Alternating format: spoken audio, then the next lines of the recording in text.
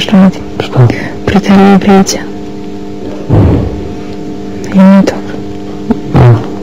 Znaš kako, isto kao što je korektno, pravilno, pa znaš kako je danas preterali do velika. Samo mjera. Tako je preterano.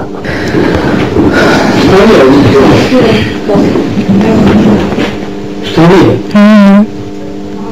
Jedno namjerno mi poviš problemi sa zna. Što?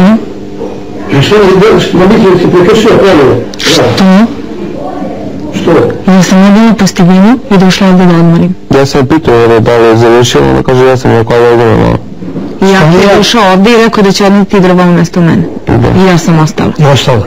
I kad sam završila sa posteginom, vratila sam se i Filip me zvao da odim tamo kod njih, pošto se izležavaju u sobi, da legnem kao i uvek. Što sam pristala, naravno. I onda je došao Era da mi kaže da sam prekršila pravila sluge. Ja sam rekla da se izvinjam zbog toga, da hoću da pročitam pravilnik, ako je jeste zaista to pravilo, više nikad neću tu da legnem. A s druge strane, i to što sam uradila, što sam otišla kod Filipa da legnem, jeste neka vrsta mog imata.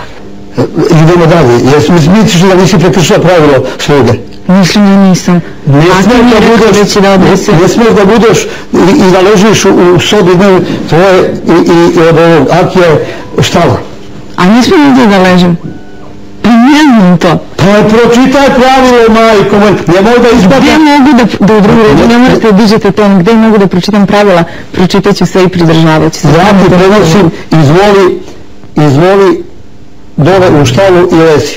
Važi. Nemoj da leži, odmah ustaj. Evo, krećem. Počekaj. Što on gdje uzima sve, ovo. Ajde, čao. Ćao. A će još doma? Neću.